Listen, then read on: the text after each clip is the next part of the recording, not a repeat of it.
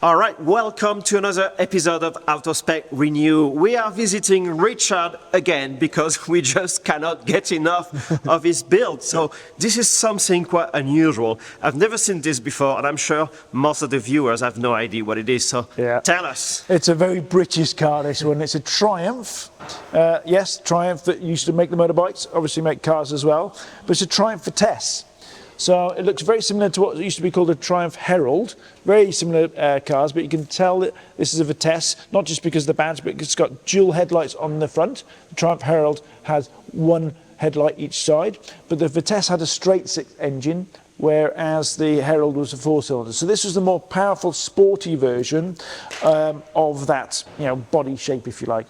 But sporty it wasn't really, and handling-wise it definitely wasn't. Okay, because vitesse means speed in French, so you would expect it to go quite fast. You'd expect it to do that, wouldn't you? I think it probably did it downhill, but now we've sorted it out because we've converted it to electric. All right. So in this one, we've put a Hyper 9 motor from Netgain. Yes. And we've attached it to the original gearbox. So this is, in our workshop surrounded here, there's either mild or wild that we do. So there's mild performance or wild performance. Wild is what I like. Mild is fine. But mild is, what we're trying to do is replicate the original power, if you like, of the car. And quite often we'll attach that then to the original gearbox. So this is a motor in the front, gearbox there, prop shaft, rear wheel drive. So you've still got gears, you've still got clutch, but because you've got the maximum torque from 0 RPM with a motor, you tend to use the gears about 3 times less, I'd say. Okay. So you start off in second gear and you might go straight into fourth gear, and that's probably about it. All right. Let's look under the bonnet. Go on, you'll have to help me because it's a two-man job. Not because it's heavy, just because it comes up like that. So it's a clamshell front end. So what we've got in here total is a 27 kilowatt hour battery pack using Tesla modules. So there's 3 Tesla modules in here and 2 in the back, and I'll show you them in a minute. You've got the junction box here, your DC to DC converter here, and your 12 volt battery there. Bear in mind we need a little tiny 12 volt battery because it doesn't have to crank over a starter motor. So, and then right down in there somewhere, I don't know if you can see it, is the Hyper 9 motor from Netgain. And that gives us around about 100 horsepower, which is fairly similar-ish to the original engine, and then that's mated to the original gearbox. But even though it's a little bit like on an E-Type, when you lift an E-Type bonnet up, it's got a massive amount of space, but it hasn't really, because it's got the inner wheel arches and here that constrict everything. And also weight. You've got to really watch it on weight with these cars because there was not a lot of weight that came off this car, therefore you can't put a lot of weight back on it. So that's why we've got a fairly small battery pack on this, because we want to make sure the weight, total weight, is the same as the original. All right, but to work on it, it's fairly accessible. You can work on everything. Once you lift the bonnet, that's quite And again, it's totally bolt in, like all our conversions are. So this battery pack here bolts in to existing mounting points here, and down there you can probably make out that the motor is mounted into the original engine mounts. So everything needs to be bolted in, but there's lots of access, but you don't need it now because it's got a battery. That's a good thing, You can pretend you're working on it. I'm going to change the oil on my battery pack. Let's check out the other battery pack. Check out the rear. So bear in mind, this is a 1970s car, right? Yeah. And it still has the 1950s fins that it was, a thing in America. Yeah. That's how far behind the UK car design was back then. But so the boot has the battery pack is behind there. So there's a battery pack just mounted behind this bulkhead here that we've put in. So we've made all this carpeting and boards and stuff. You've got what's behind there, so your fuses and relays are just behind there, and then you've still got your spare wheel in here. There we go. Spare Tiny wheel. Spare wheel still there, so we've kept that. But that's what it should be around that way, so we can get. And you got the service disconnect, the charger. Yep, service disconnect there. Your charge socket was a problem on this car because if you look here, the fuel filler hole was tiny. And there's no way you could fit, a charge socket there without cutting the original bodywork, which for me is a big no-no. I don't like to get angle grinders out and cut holes in classic cars. You have to respect them in that respect. So I thought, right, I'll put the ECC badge there, and we'll put the charge socket inside. So that's a charge socket. No CCS on this one, just a straight 7 kilowatt charger, because it's just going to be used around where the guy lives, and still a full-size boot. So quite practical. So we've seen in other videos we've filmed here that you do complete system to convert cars. Kits, kits. So is this going to be a kit, or it was just a one-off? And this was a one-off, I think. It's a tiny market, isn't it? It's a small market. I mean, the thing is, though, as I've learned converting this car, the platform is quite common. So this platform and chassis was used on the Herald, the Triumph Spitfire. There was like about 3 or 4 cars that used the same platform but with a different body on. But there was no point us doing a kit because the different bodies would also mean the shape of the battery boxes and where to mount them would be different. So now this is just a pure one-off commission type build, but it drives lovely. We've had to do something with the suspension a little bit because the suspension on these was quite famously poor. And I know there's going to be Triumph Herald and like Vitesse owners out there going, no, it wasn't. Yeah, it was. It wasn't great. So we've upgraded it as much as possible. Did you start the conversion on a clean car, or did you have to restore this car? This came to us pre-restored. As all the cars do in this workshop, we don't have time to do the restorations anymore. You can do a restoration on a car like this Porsche 912 behind us. It might take a year, 18 months to do a proper good restoration, and in the last 6 months converting it to electric. Well, we are the electric conversion company. I'd rather concentrate on converting cars to electric and let the plethora of restoration shops out there, which could probably do a better job than us because they've been in business for decades, to restore these cars. So the guy that did this restoration has done a cracking job. I mean, this is one of the best restored cars that's come through this workshop. It's outstanding, the quality of the restoration on this one. Let's have a look inside.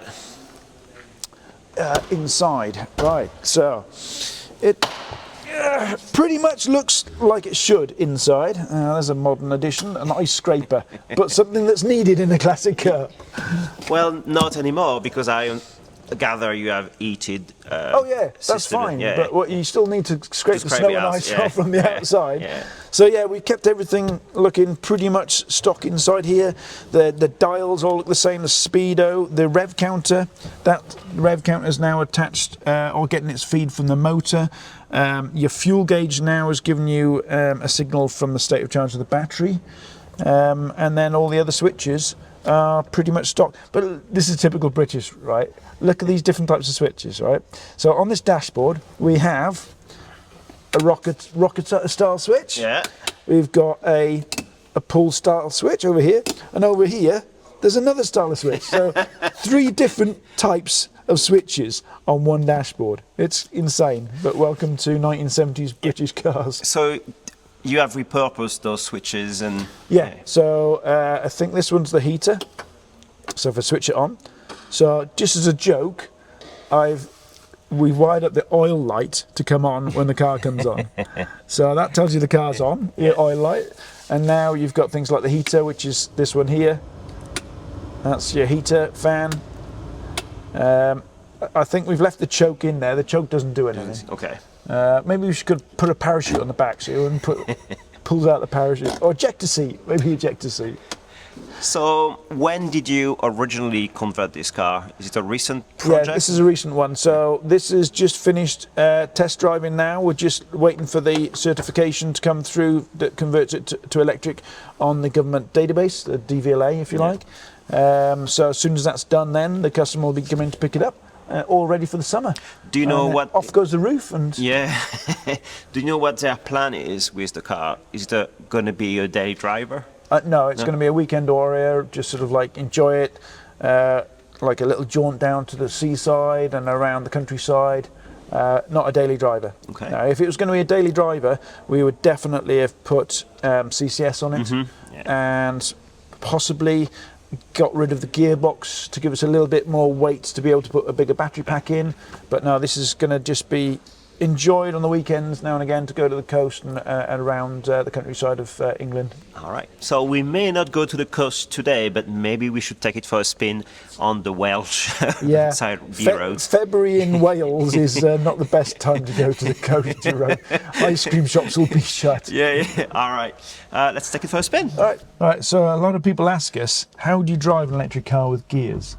Because it is a little bit of a weird concept, but you have to get something in your mind straight away. The fact that if you're not moving, the electric motor's not moving or spinning, which means if I want to choose reverse now, I don't need to dip the clutch because the engine's not spinning or the motor's not spinning.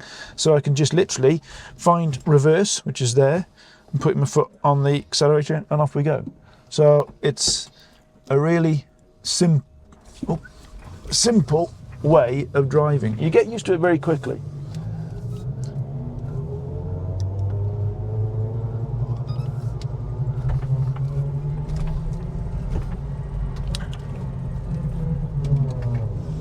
And again, we've come to a stop, so I'm going to put it in second gear to start off. So it'll start off in second, don't need to bother about first. No clutch control, I just put my foot on the accelerator and away we go. The only time you need to use the clutch is if you're changing gear when you're actually driving, when the motor is spinning. But before we go for a proper drive, I'm going to show you the party piece of this car. Because there is a party piece for Triumph Vitesse or a Herald. And it's when you come up to a dead end like this and realise you've gone the wrong way, normally it would be a massive 3-point turn. Watch this.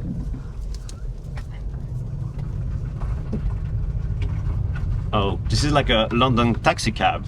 How insane is that? Yeah. It turns on a dime itself.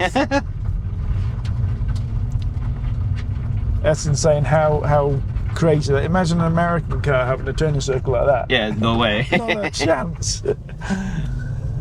But there you go, that's the party piece over. So if you want to change gear while you're driving, so this is second gear, want to put it in third gear, now you do need to dip the clutch. So dip, and then you just change like a normal. So you still need a clutch. So, are you aware of a Triumph community? Do people know about this car? Know that it's been converted or? Yeah, I mean, we have a fairly decent social media following out there, so you tend to find that somebody will share it onto a Triumph forum somewhere or a Facebook page. So, yeah, you do get the lovers and haters, that's for sure. Some will say, oh, now that's a really good idea. And then others go, oh, you got rid of the best thing about the Triumph Vitesse. So, yeah. But, yeah, I mean, as long as cars are enjoyed and used regularly and not become museum pieces or even worse, an investment. People that buy a car for an investment, just stop. They're there to be enjoyed. Buy a painting. That's a pretty useless, inanimate object. Buy a painting and gain money that way. A car needs to be enjoyed. So as long as a car is enjoyed and driven regularly, I don't care what the fuel source is. But for me, if you're going to drive it regularly, electric is the sweet spot because it's reliable, it's got lots of power, you can drive it as a daily driver like I do. So for me, I've gone electric 8 years ago. I ain't going to go back to petrol. Yeah. And going back to the haters, the thing, as we say, bumps in seats, that's the way people start to understand electric cars in general, and especially classic cars converted to electric. Once you've tested one, you understand it and you want one. Yeah, it's a little bit like somebody saying, I don't like pineapple. Nobody should eat pineapple. Well, have you eaten pineapple? No, but I don't like the look of it. Well, again, until you taste something or try something, you shouldn't really have such a vested opinion about something. So anybody that isn't really on board with electric cars or electric converted classic cars, go out there and drive one, and then come back to me.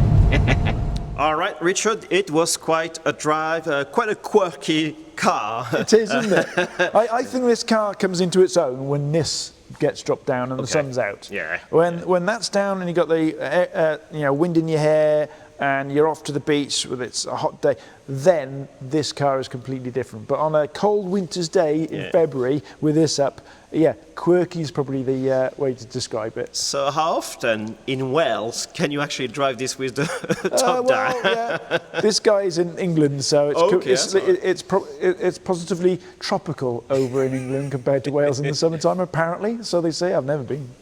I don't think we've mentioned the torque figure, the power output. Yeah, it's 120 horsepower from the Hyper 9, which is it's pokey but not sporty, let's say. Yeah. And you don't want it too sporty in this car because it's not a sports car. The suspension isn't fantastic, handling wouldn't be there for it. So it's around about the right amount of power to be able to keep up with modern traffic without making it a little bit dangerous, let's say. And that's the nice thing about a system based around the Hyper 9. Yeah. It's relatively light. You can keep the performance of the original car. So it's an ideal system if you want to keep the original car specification. And especially if you're going to bolt it to a gearbox, because you don't want too much torque and power with a classic car gearbox, especially on a car like this, because you'll just strip and destroy that gearbox. So it's a perfect motor for a simple conversion where you're just going to bolt it via an adapter plate to the original transmission or gearbox. All right, so even though you don't offer a kit for this base vehicle, if somebody is mad enough to want one, how do they reach out to you?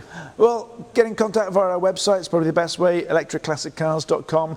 And if you've got a commission and a project for us to discuss, we'll discuss it through there. You do not offer a system for this base, but if somebody is mad enough to want the same car converted, how do they do it and how do they reach out to you? Yeah, so we don't do a kit for the Triumph Vitesse or the Herald, even though that the platforms are fairly similar to Triumph Spitfires and others.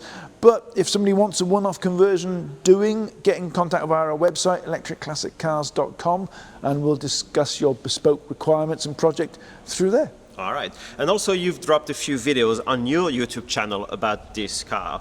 Yes. So we did a more in-depth episode on our YouTube channel about the kind of like components and the conversion process of this car. So check out a conversion episode on that. But yeah, I agree this is a quirky car, Jerome. And, it's one that you either, connect to or don't connect. And I'm not a British car fan, I'll admit that. My favourites are VWs and Porsches.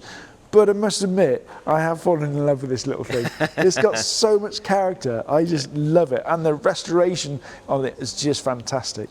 And it's perfect for the British B roads in the summer. So. As long as you don't want to go faster than around about 55 miles an hour. But you can have a lot of fun below that speed, especially when that's off and the sun's out. Excellent. Richard, thank you very much again. And guys, if you like what you saw today, just give us a thumbs up and comment, and we'll see you soon.